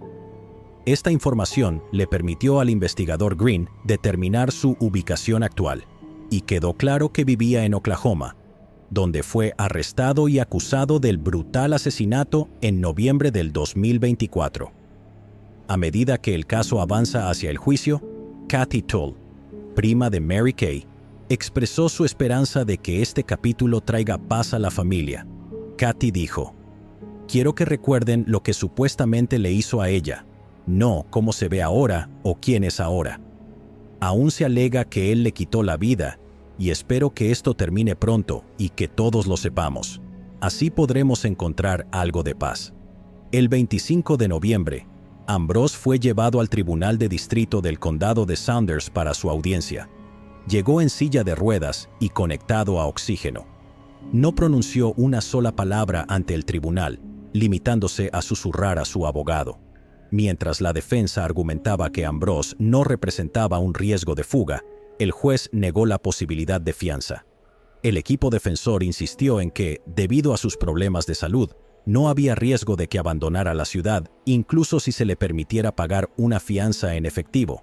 Sin embargo, la fiscalía sostuvo que, aunque el supuesto asesinato ocurrió hace 55 años, las personas suelen actuar de manera diferente cuando enfrentan este tipo de cargos graves.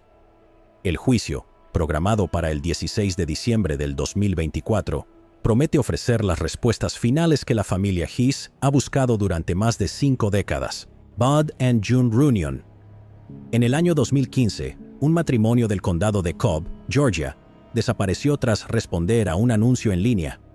Lo que parecía ser una transacción rutinaria en Craigslist se convirtió rápidamente en una pesadilla, ya que la pareja fue atraída hacia una trampa. Durante casi una década, su familia y la comunidad quedaron sin respuestas, mientras el caso permanecía sin resolverse, a pesar de un arresto inicial y varios contratiempos legales. Sin embargo, después de años de espera, el responsable de su trágico final se declaró culpable, cerrando un oscuro capítulo. Bud y June Runyon eran una pareja muy querida del condado de Cobb, Georgia. Bud, un veterano de la guerra de Vietnam, siempre había atesorado los recuerdos de su tiempo en el servicio militar, incluyendo su amado Ford Mustang de 1966, un icónico auto que había comprado mientras servía en el extranjero. Tras su jubilación, Bud tenía un simple deseo: encontrar otro Mustang similar al que alguna vez poseyó, como una forma de revivir la alegría y los recuerdos de su juventud. June, su dedicada esposa por más de 40 años, siempre estuvo a su lado apoyando sus proyectos e ideas. Juntos, habían construido una vida centrada en ayudar a los demás. En 1991, iniciaron un ministerio dedicado a asistir a familias necesitadas. Pagaban facturas de servicios, proporcionaban alimentos, ayudaban a madres solteras y entregaban juguetes a los niños en Navidad. Con el tiempo, su trabajo se expandió a varios estados, llegando a lugares como Virginia Occidental, Kentucky y Alabama. También mantenían una tradición navideña: entregar bicicletas a niños en barrios desfavorecidos, arreglando bicicletas usadas y llevando alegría a familias necesitadas. A pesar de su reconocida bondad y compromiso con los demás, el sueño de la pareja de encontrar un Mustang clásico se convirtió en un trágico punto de inflexión en sus vidas. En enero del 2015, colocaron un anuncio en Craigslist buscando ese auto icónico, sin saber que esto desencadenaría los eventos que llevarían a su trágico final. El 15 de enero del 2015, Bud y June emprendieron lo que pensaron sería un día emocionante: un viaje por carretera a McRae, Georgia, para encontrarse con un hombre que había publicado un Mustang de 1966 en venta en Craigslist. Nadie sabía a dónde habían ido Bud y June, y la preocupación de la familia crecía a medida que pasaban los días sin señales de ellos. Al no regresar a casa, su hija Brittany Patterson alertó rápidamente a las autoridades. La Oficina de Investigación de Georgia, FBI por sus siglas en inglés, asumió el caso y comenzó una búsqueda a gran escala. Sin embargo, las primeras pistas eran escasas. La desaparición de la pareja resultaba desconcertante y no estaba claro si simplemente se habían perdido o si algo más siniestro había ocurrido. El caso dio un giro cuando el vehículo de la pareja fue encontrado 4 días después, sumergido en un lago cerca de McRae. El hallazgo del vehículo confirmó lo peor. Bud y June no se habían perdido, sino que habían sido víctimas de un crimen violento. Sus cuerpos fueron encontrados cerca, en un área boscosa, ambos con disparos en la cabeza.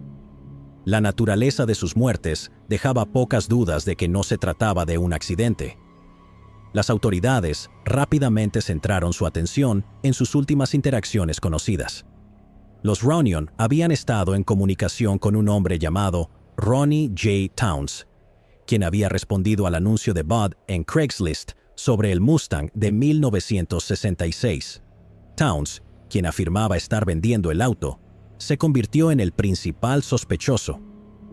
Los investigadores descubrieron que Bud y June habían conducido al condado de Telfair después de hablar con él, pero al llegar no encontraron ningún auto. Más investigaciones revelaron que Towns tenía antecedentes de comportamiento delictivo, aunque nada que lo vinculara directamente con los Runyon antes de ese momento. Tras los asesinatos, Towns fue arrestado brevemente, pero no había suficiente evidencia para acusarlo y fue liberado. El caso parecía estancarse mientras la Oficina de Investigación de Georgia, FBI, por sus siglas en inglés, luchaba por reunir pruebas. En 2017, una parte clave de la investigación se desmoronó cuando una acusación formal contra Towns fue anulada. Un tribunal determinó que la selección del gran jurado no se había realizado de manera aleatoria, dejando el caso en un limbo legal. La familia, devastada por los retrasos, tuvo que esperar aún más tiempo para obtener justicia. El caso dio otro giro en 2020, cuando Towns fue nuevamente acusado formalmente, pero la pandemia global ralentizó los procedimientos judiciales y parecía que la espera por justicia nunca terminaría. Luego, en julio del 2024, surgió un avance inesperado de una fuente poco probable: un pescador magnético. Mientras exploraba un río cerca de Atlanta, el pescador recuperó un rifle calibre 22 y las identificaciones de los Runyon. Esto llevó a los investigadores a regresar al área, donde 2 días después encontraron más pertenencias de las víctimas, incluidas tarjetas de crédito y un teléfono celular. Estas nuevas evidencias fueron cruciales para por fin cerrar el caso. La FBI utilizó esta información para obtener una orden de registro para la casa de Towns, donde se descubrieron más elementos incriminatorios. Durante la investigación adicional, los detectives reconstruyeron la línea de tiempo de los hechos según creen que ocurrieron. Bud y June habían estado en comunicación con Towns, quien les aseguró que el auto era exactamente lo que buscaban. Pero al llegar a la propiedad de Towns, rápidamente se dieron cuenta de que no había ningún Mustang. En su lugar, se encontraron con violencia. Towns, que los había atraído bajo pretextos, no tenía intención de vender un auto. En realidad, planeaba robarlos.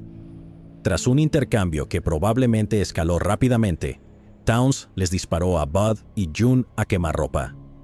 Towns había crecido en una granja al final de un largo camino de tierra, donde su padre cultivaba pinos, soja, maíz y cacahuates. A los 28 años, Towns tenía su propia familia, una esposa y una hija pequeña. Su tío, Buddy Town, comentó: «Simplemente no tiene sentido por qué esto tuvo que ocurrir. Es difícil para sus padres. No lo entienden». Las nuevas evidencias físicas, junto con entrevistas anteriores y análisis de ADN, formaron la base para que Towns se declarara culpable el 18 de noviembre del 2024. La hija de Bud y June, Stephanie Bishop, expresó: «Esperaba con tantas ganas poder llamar a mi papá, pero nos los arrebataron». Stephanie agregó que, a pesar de lo que Towns les quitó, sus padres querrían que Towns encontrara el perdón a los ojos del Señor. Otra de sus hijas, Brittany, dijo lo siguiente sobre su padre: «Él dijo, no puedes llevarte el dinero cuando te vas, así que bien podrías gastarlo y disfrutarlo. Él es un sobreviviente y luchador, y sé que no se habría ido sin pelear e intentar proteger a mi madre». Su vecino Tom Murphy dijo: «Si alguien vive su vida de esta manera y esto sucede, realmente pone a prueba tu fe». Después de dictar su sentencia, la jueza Wall le explicó a Towns lo que significaba su condena en términos sencillos.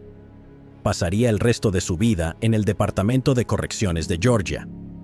La tan esperada justicia para la familia Runyon pareció una esperanza distante durante muchos años, pero al final, la perseverancia de las fuerzas del orden y el inesperado hallazgo de un pescador magnético trajeron el cierre a este caso. Louisa Dunn. Durante casi 6 décadas, el brutal asesinato de Louisa Dunn, de 75 años, proyectó una sombra oscura sobre las calles de Bristol. fue descubierta sin vida en su casa en un día de verano de 1967, y su caso desconcertó a los investigadores, quedándose sin resolución a medida que pasaban los años. En un giro de los acontecimientos, un avance en la ciencia forense resucitó el caso, atrayendo nueva atención hacia uno de los casos sin resolver más antiguos de Inglaterra. Louisa Dunn nació a principios de 1890. Su primer matrimonio fue con Teddy Parker, un respetado concejal de la ciudad. Se esperaba que Louisa asumiera el prestigioso cargo de alcaldesa, pero esa visión se vio truncada cuando Teddy falleció inesperadamente, dejando a Louisa viuda y con sus sueños sin realizar. Con el tiempo, encontró compañía nuevamente, casándose con John Dunn, un vigilante nocturno. Su vida juntos fue más simple, pero estable, dándole a Louisa un sentido de seguridad después de su pérdida anterior. Trágicamente, esta estabilidad también fue fugaz, ya que John también falleció, dejándola viuda por segunda vez. Sin la presencia de familiares o amigos cercanos, Louisa gradualmente se apartó de la vida pública. Antes activa en los círculos sociales de Bristol, los vecinos describían a Louisa como una mujer tranquila y solitaria. Para la década de 1960, eligió retirarse a los confines de su hogar en la carretera Britannia, en Easton. Fue dentro de esta modesta casa donde la vida de Louisa llegó a un fin impactante y violento. Era finales de junio de 1967, y la carretera Britannia continuaba como siempre. Aunque Louisa, de 75 años, era en muchos aspectos una reclusa, su casa permanecía inusualmente tranquila. Los vecinos se preocuparon al no verla durante un tiempo. Un vecino decidió ir a revisarla y lo que descubrió destrozó la calma de la calle. Louisa fue encontrada tendida en el suelo de la sala de estar, con su cuerpo mostrando claros signos de violencia. La habitación misma tenía poca evidencia de lucha, pero una autopsia determinaría más tarde que Louisa había sido agredida sexualmente y estrangulada. La cronología de su trágica muerte permaneció incierta, con los investigadores estimando que podría haber ocurrido en cualquier momento entre el 26 y el 29 de junio. A medida que las noticias se esparcieron por el vecindario, el miedo se apoderó de la comunidad y la casa de Louisa, que antes era un refugio tranquilo, se convirtió en el centro de una investigación que desconcertaría a la policía durante décadas. La investigación del asesinato de Louisa comenzó rápidamente, pero pronto se convirtió en una carrera contra los límites de la tecnología forense de la década de 1960. La policía registró su casa en busca de cualquier pista que pudiera llevarlos al culpable. La causa de la muerte, estrangulamiento y asfixia, fue determinada de inmediato, pero la escena no reveló nada más, lo que llevó a los investigadores a preguntarse si Louisa conocía a su atacante o si habían accedido a su casa mediante engaños. Los detectives entrevistaron a los vecinos y residentes cercanos con la esperanza de que alguien hubiera visto o escuchado algo inusual en los días previos a su muerte. Los objetos recolectados de la escena, incluidos los hilos y otros materiales de rastreo, no proporcionaron avances inmediatos. A medida que los días se convirtieron en semanas, el interés público en el caso siguió siendo alto. El trágico asesinato de Louisa dominó los titulares locales, generando miedo en la comunidad y presionando a la policía de Avon y Somerset. Circularon teorías, pero las pistas se desvanecieron, y sin herramientas forenses modernas, los investigadores se encontraron en un callejón sin salida. Para finales de 1967, la pista se había enfriado. El caso fue archivado, pero no olvidado, guardado entre la creciente lista de asesinatos sin resolver. El avance llegó en 2023, más de medio siglo después del asesinato de Louisa Dunn. La policía de Avon y Somerset, como parte de un renovado enfoque en casos no resueltos, comenzó a reexaminar las pruebas de esa investigación olvidada. Los avances en la ciencia forense, particularmente en el análisis de ADN, ofrecieron esperanza de que la tecnología que no estaba disponible en 1967 pudiera arrojar luz sobre el misterio. Los expertos forenses revisaron meticulosamente los elementos preservados de la escena del crimen y lograron detectar rastros que habrían sido invisibles para los investigadores décadas antes. Una pieza de evidencia les dio un perfil de ADN crucial. Los investigadores recurrieron a bases de datos modernas y herramientas de genealogía, reuniendo conexiones que los llevaron a un sospechoso inesperado. En noviembre del 2024, la policía arrestó a Ryland Headley, un hombre de 92 años que vivía en Ipswich y que tenía 30 y tantos años en el momento del crimen.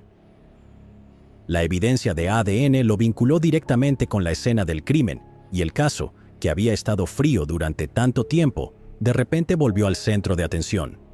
El arresto marcó un momento histórico, no solo para la familia Dunn, sino para la policía. Fue el caso sin resolver más antiguo en la historia de la policía de Avon y Somerset, en el que se presentaron cargos, en gran parte gracias a la determinación de los investigadores que se negaron a dejar que la historia de Luisa cayera en el olvido. Se fijó una audiencia de preparación para el juicio y una apelación para el 14 de febrero del 2025, sin solicitud de fianza. El juicio de Headley comenzará el 16 de junio del 2025. Pamela Lee Hoop. En el verano de 1986, el cuerpo de una mujer fue descubierto flotando en el lago Pontchartrain, cerca de la costa de Slidell, Luisiana. Sin identificación y con pocas pistas, solo se la conoció como Jane Doe, la mujer del lago. Su muerte fue clasificada como asesinato, pero durante años, su identidad y la verdad detrás de su muerte siguieron siendo un misterio. El caso se enfrió a pesar de los innumerables esfuerzos de las autoridades, los llamados públicos y los avances en la ciencia forense. No fue hasta 38 años después que un avance reveló el nombre de la mujer. En junio de 1986, un pescador se topó con un cuerpo flotando en el lago Pontchartrain, cerca de la costa de Slidell, Luisiana, cerca de los puentes gemelos de la I-10. Las autoridades respondieron rápidamente y el cuerpo fue recuperado. La víctima, una mujer joven estimada en sus 20 o primeros 30 años, resultó ser víctima de un asesinato. Había sido asfixiada con una bolsa de plástico ajustada firmemente alrededor de su cabeza, usando cinta adhesiva. Se encontraron heridas de arma blanca en su rostro y un peso atado alrededor de su cuello, lo que sugería que el perpetrador había intentado mantener el cuerpo sumergido. A pesar de una exhaustiva investigación, que incluyó análisis forenses y un retrato compuesto creado por el laboratorio de la Universidad Estatal de Luisiana para representar la posible apariencia de la mujer, la víctima permaneció sin ser identificada. Durante años, el caso recibió actualizaciones periódicas, pero el nombre de la mujer, que más tarde sería conocida como la Mujer del Lago, eludió a las autoridades. A lo largo de los años, la oficina del sheriff de St. Tammany Parish, junto con el Laboratorio de Criminalística de la Policía Estatal de Luisiana y la Oficina del Forense de St. Tammany Parish, siguieron varias pistas. En las primeras etapas, se realizó un análisis de ADN, y su perfil fue compartido con el público a través de transmisiones televisivas, incluido un segmento en el programa America's Most Wanted. Pero a pesar de estos esfuerzos, el caso siguió frío, sin avances para identificar a la víctima. En 2022, un cambio significativo en el caso ocurrió cuando el Sistema Nacional de Personas Desaparecidas y No Identificadas, NAMUS, otorgó fondos para un análisis avanzado de ADN. La subvención permitió a la Oficina del Forense de St. Tammany Parish enviar los restos de la mujer a Outram, donde los científicos pudieron desarrollar un perfil de ADN completo a partir de la evidencia recolectada años antes. En abril del 2023, utilizando genealogía genética, los investigadores de Outram identificaron a posibles familiares, lo que dio lugar a una serie de entrevistas con esas personas. No pasó mucho tiempo antes de que los detectives confirmaran la identidad de la mujer. Pamela Lee Hoop, también conocida por el alias Deborah Gale Justice. Pamela había nacido el 28 de abril de 1958 y tenía 28 años en el momento de su muerte. Estaba embarazada de su segundo hijo cuando su vida fue arrebatada. las autoridades supieron que Pamela había vivido en Fort Lauderdale, Florida, antes de perder la vida, pero las circunstancias exactas de su destino seguían siendo inciertas. A pesar del largo periodo entre cuando su vida fue arrebatada y su identificación, el caso permaneció activo, con las autoridades comprometidas a buscar justicia para Pamela y descubrir la verdad detrás de su trágico final. En octubre del 2024, después de casi 4 décadas, la oficina del sheriff de St. Tammany Parish hizo un anuncio público revelando la identidad de Pamela.